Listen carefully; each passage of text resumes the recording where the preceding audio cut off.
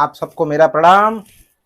आप सभी से विनम्र निवेदन है कि अगर अब तक आपने मेरे चैनल को सब्सक्राइब नहीं किया है तो प्लीज़ प्लीज़ प्लीज़ कृपया करके आप मेरे चैनल को सब्सक्राइब कीजिए, मेरे वीडियो को लाइक कीजिए और अगर अच्छा लगे तो शेयर भी कीजिए। अगर आपको कुछ लगता है कि उसमें कुछ और एक्स्ट्रा करने की ज़रूरत है तो प्लीज़ आप उसमें मेरे कमेंट के माध्यम से मुझे सूचित भी कीजिए। दोस्तों, आज मैं आपसे एक ऐसे व्यक्ति के बारे में चर्चा करना चाह रहा हूँ जो कि एक बहुत बड़ी राजनीतिक दल का नेता है और एक ऐसी पुरानी पार्टी का नेता है जिस पार्टी ने इस देश को आज़ाद कराने में सबसे बड़ा योगदान दिया है। और मैं जनरली राहुल गांधी जी के बारे में चर्चा करना पसंद नहीं करता हूँ। क्योंकि शायद मैं उस लायक समझता नहीं हूँ अपने आप को कि मैं ऐसे व्यक्तित्व के बारे में चर्चा करूँ। लेकिन एक नागरिक होने के नाते, चूंकि हमने भी कांग्रेस को कभी वोट दिया था, आज हम नहीं देते हैं वोट, लेकिन अगर ऐसी पार्टी में अगर कुछ दिक्कतें आती हैं और इस तरीके से बयानबाजी कोई करता है तो उसके बारे में चर्चा करना स्वाभाविक हो जाता है। इसके लिए मैं आज चर्चा उन्हीं के बारे में करूंगा। आज का सवाल बहुत सीधा है लेकिन बहुत गंभीर है। क्या राहुल गांधी सचमुच कांग्रेस को पाताल में डुबोकर मांगेंगे? क्यों? क्योंकि उनके बयान ही इस तरीके से आते हैं कि मुझे लगता है कि उन्होंने ये सोच लिया है कि नहीं, हमको कांग्रेस को खत्म करना है। अब मुझे समझ में नहीं आता है कि वो ऐसे बयानबाजी क्यों करते हैं। दोस्तों, हम सब जानते हैं कि कोई भी राजनीतिक पार्टी किसी की बपौती नहीं होती है, लेकिन आज लगभग सभी राजनीतिक पार्टियां उसे अपनी निजी जागीर समझने लगी। कांग्रेस पार्टी भी इससे अलग नहीं है। कांग्रेस किसी एक परिवार की पार्टी नहीं है, लेकिन इसको बना दिया गया है।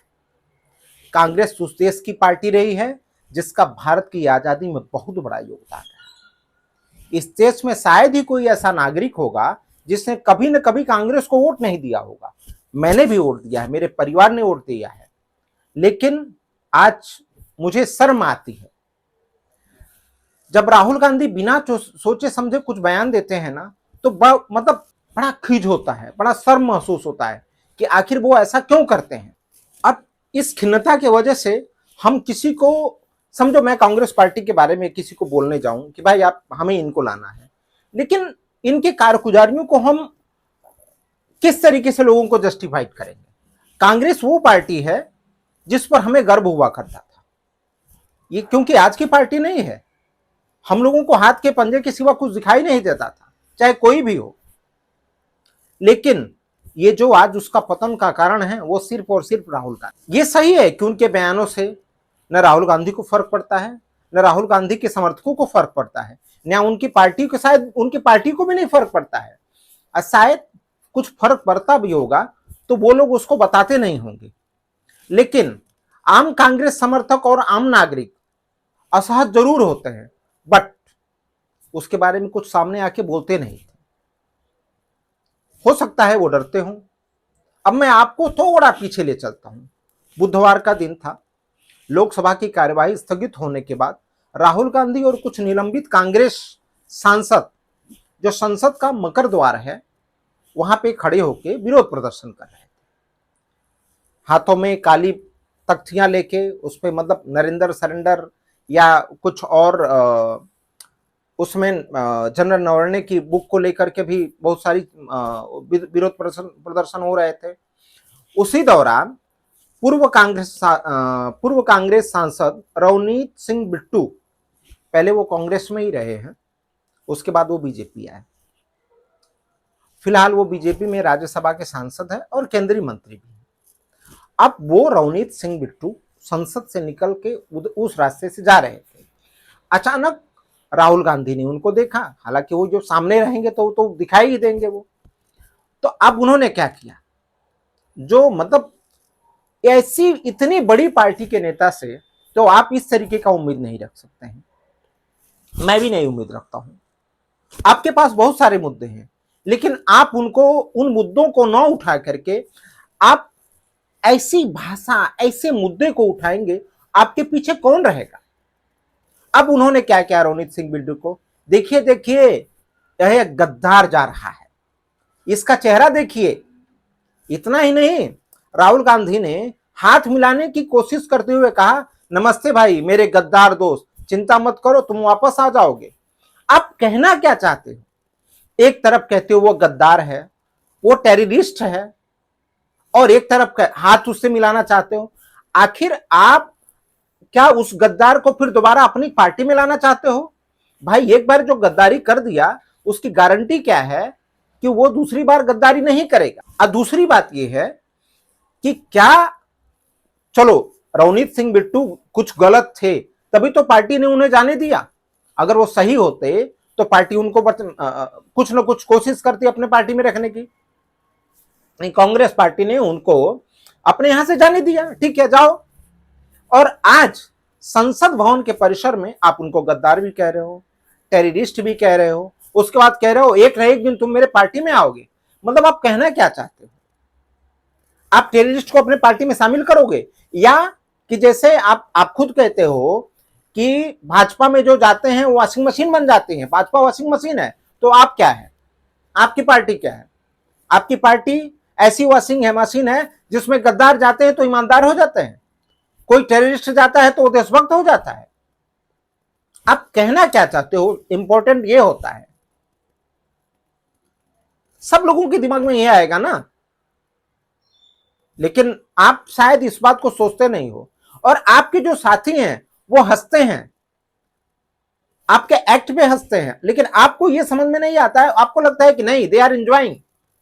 ऐसा नहीं होता है। अब ये हुआ वो तो अच्छा, दूसरी बात, एक बात, आप ऐसी पार्टी के नेता हो जो मतलब आजादी के पहले की पार्टी है, और आपकी पार्टी से ही निकला हुआ बंदा आपसे हाथ मिलाने से मना कर देता है। अब सोचो, ये उसकी बेइज्जती हुई कि आपकी बेइज्जती हुई? जनरली जब हम किसी से हाथ मिलाने जाते हैं, मैं मेरी अपनी बात बता रहा हूं, अगर मैं किसी से हाथ मिलाने गया, अगर वो मुझसे हाथ नहीं मिलाया तो मुझे भी बड़ा शर्म महसूस होता है, यार ये कितना बड़ा आदमी बन गया है।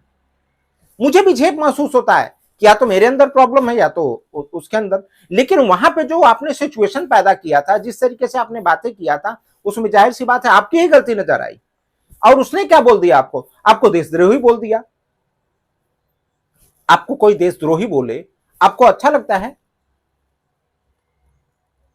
मुझे तो नहीं अच्छा लगता है, क्योंकि इस देश का प्रत्येक नागरिक, चाहे वो पार्टी किसी पार्टी में हो या पार्टी के बाहर हो, वो देशद्रोही तो नहीं हो सकता है, वो गद्दार तो नहीं हो सकता है।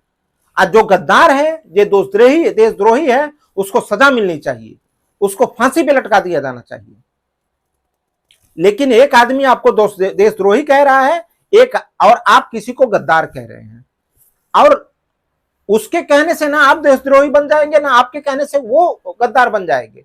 लेकिन ये साबित हो जाता है कि इस देश में गद्दार भी हैं और देशद्रोही भी हैं। अब मैं आप सबसे पूछना चाह रहा हूं, चाहे वो राहुल गांधी हो, चाहे कोई और नेता हो, क्या इस तरीके का सब किसी सांसद के ऊपर, चाहे वो रवनीत सिंह बिट्टू ने बोला, चाहे राहुल गांधी ने बोला, क्या अच्छी बात है ये? क्या इस तरीके से करना चाहिए? क्या इसको टाला नहीं जा सकता था? लेकिन नहीं। एक तो मतलब जैसे एक आम लड़कों की ये भाषा आप इस्तेमाल कर रहे हो, एक आम नागरिक के लिए भी इस तरह के शब्द इस्तेमाल नहीं होने चाहिए। आप बड़ी पार्टी के हो, एक कहावत है, क्षमा बड़न को चाहिए छोटन को उत्पात। मैं मानता हूं वो आपकी पार्टी से चले गए, आप तो कितना कांग्रेस पार्टी के नेता हो, आप कांग्रेस पार्टी के सांसद हो, जिसका इतिहास है, भारत की आजादी से जुड़ा इतिहास है। आपसे ये उम्मीद नहीं है। रवनीत सिंह बिट्टू भी, भाई वो भी 4-4 बार का सांसद है, वो आपके पार्टी से ही बना है। उनके पिताजी को भी आतंकवादियों ने मार लिया था, वो भी देश के लिए शहीद हुए थे। तो दिक्कत होती है। मुझे लगता है ऐसा नहीं कहना चाहिए। आप संसद भवन में जाते हैं तो आपके लिए चाइना मुद्दा है, आप विपक्ष में बैठे हैं, आप चाइना के मुद्दे को उठाइए, लेकिन आप ये भूल जाते हैं कि ये ना यहां के छोटे से छोटे लड़के के हाथ में भी मोबाइल है, और जब आप कुछ कहते हो तो उसको इमीडिएट वेरीफाई करता है वो।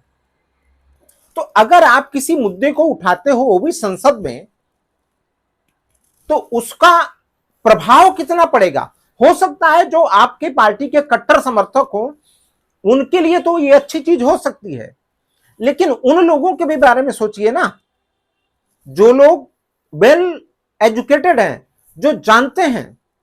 ये इस चक्कर में आपने जनरल नरवणे की किताब को लेकर इतना बवाल 4 दिन तक किया, इसके वजह से आप ट्रेड डील की सारी बातें आप उसको अपने क्वास्ट कर दिया, खत्म कर दिया। शायद एक दिन वो चला होता, उसके बाद से हम लोगों को भी पता चला होता, आपने ट्रेड डील के क्वेश्चन किए होते, किसानों के क्वेश्चन किए होते, इंश्योरेंस सेक्टर के क्वेश्चन किए होते। आपसे तो बढ़िया वो आम आदमी पार्टी का राघव चड्ढा है, इतना बढ़िया वो क्वेश्चन करता है, क्वेश्चन आवर में वो हम लोगों से रिलेट करता है वो बातें। लेकिन नहीं, आप उन मुद्दों को उठाओगे नहीं। आपने बोला, अब देखिए, आपने बोला कि अगर आपको नहीं बोलने दिया गया तो प्रधानमंत्री को नहीं बोलने दिया जाएगा। हुआ क्या, बाद में प्रधानमंत्री जी बोले ना, आपने रोका, आप रोक पाए? नहीं रोक पाए। हाँ, फिर से सदन चलेगा, फिर आप, मुझे पता है, फिर आप वही करने वाले हो।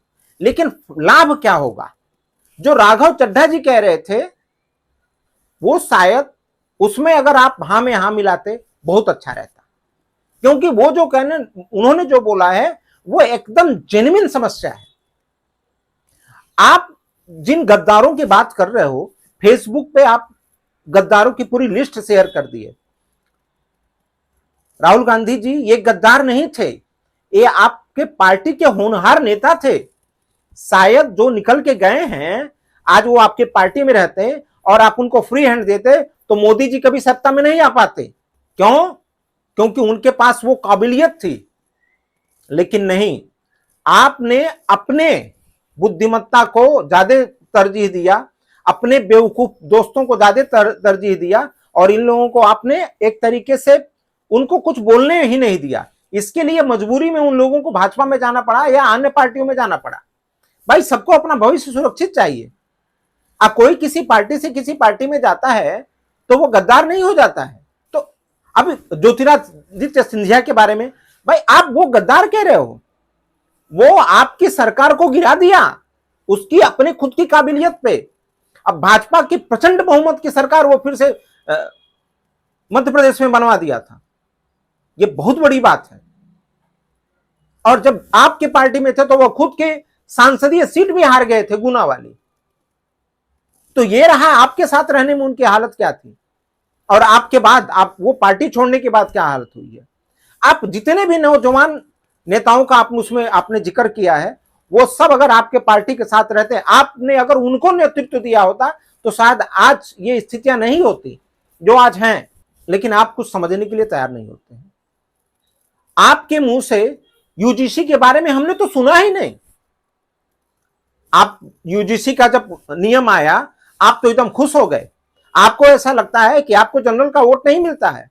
आप भूल गए हो कि आपका जो वजूद है वो वजूद जनरल कटगरी की वजह से ही था। आपके पार्टी में जितने बड़े बड़े नेता थे वो जनरल कटगरी के थे। जब से आपने जनरल कटगरी को इग्नोर करना चालू किया तब से आपकी हालत देख लो। मैं ये नहीं कहता हूं कि आप अन्य लोगों को मत लाओ, लेकिन नहीं, आप हर उस बात का विरोध करते हो जो, चाहे वो अच्छा हो चाहे बुरा हो, जो भारतीय जनता पार्टी द्वारा लाया जाता है। विरोध कीजिए, लेकिन ऐसा विरोध कीजिए, ऐसी बातों को उठाइए ताकि जिससे हमको भी प्रसन्नता हो, हमको भी लोगों को डाइवर्ट करने में कुछ एक मुद्दा मिले कि भाई हां, आज राहुल गांधी जी ने बहुत बढ़िया प्रश्न उठाया। आप बस संसद में गए, चीन, पाकिस्तान, बांग्लादेश आप करते रहते हो। जो इनलीगल इमिग्रेंट्स हैं उनके बारे में क्यों नहीं चर्चा करते आप? क्या पश्चिम बंगाल में आपको सरकार नहीं बनानी है? नहीं, उसके बारे में आप चर्चा नहीं कर रहे हो। आपको लगता है ममता दी अब कभी आप सरकार में आएंगे तो वो आपके साथ हो जाएंगे, इसके लिए आप उनको सरकार को गिराना नहीं चाहते हो या वहां पे अपनी सरकार नहीं बनाना चाहते हो? ये बहुत गलत आप करते हो और आपकी गलतियों से के वजह से भाजपा आज बेलगाम हो चुकी है। आप अगर विरोध बेहतर करते, आप जनता के जो मुद्दे हैं उनको संसद में उठाते, तो ये जनता ना बहुत होशियार है। और एक बात बताऊं, सच्ची में आपसे बहुत ज्यादा होशियार है ये जनता। आप जनता को अगर मूर्ख समझने की कोशिश कर रहे हैं तो ये आपकी सबसे बड़ी मूर्खता है। जनता कभी मूर्ख नहीं होती है, जनता बहुत होशियार होती है। जनता जिसको चाहती है सर माथे पे बैठाती है और जिसको चाहती है उसको अपने पांव तले रगड़ के खत्म कर देती है। इसके लिए आपसे मेरा अनुरोध है कि आप ऐसे मुद्दों को संसद में उठाइए जिससे हमें भी अच्छा लगे कि भाई कोई तो है जो भाजपा की लगाम खींच रहा है, कोई पार्टी ऐसी है जो भाजपा का सब्स्टिट्यूट बन सकती है। लेकिन आप ऐसा कुछ नहीं कर रहे हैं। आपसे मेरा पुनः अनुरोध है, आप सभी मित्रों से मेरा अनुरोध है कि प्लीज इस तरीके से न हो तो ही बेहतर है। और आप कुछ अच्छे मुद्दे उठाइए जो हमसे रिलेट करते हैं। आप मनरेगा को लेके उठाइए जिसमें इतना बड़ा भ्रष्टाचार हुआ है, उसके लिए आप PIL फाइल कीजिए, उसके लिए आप CBI इंक्वायरी कराइए। करप्शन बहुत सारे हैं, उनके बारे में आप लोगों को कहिए। शायद मेरी आवाज नहीं पहुंचेगी लेकिन आपकी आवाज जरूर पहुंचेगी। पुनः आपसे निवेदन है कि उन मुद्दों को उठाइए जो हमसे रिलेट करते हैं। धन्यवाद, नमस्कार, प्रणाम। आप सभी दोस्तों से अनुरोध है कि अगर ये वीडियो मेरा अच्छा लगा आपको तो आप इसे लाइक शेयर जरूर कीजिए। प्रणाम।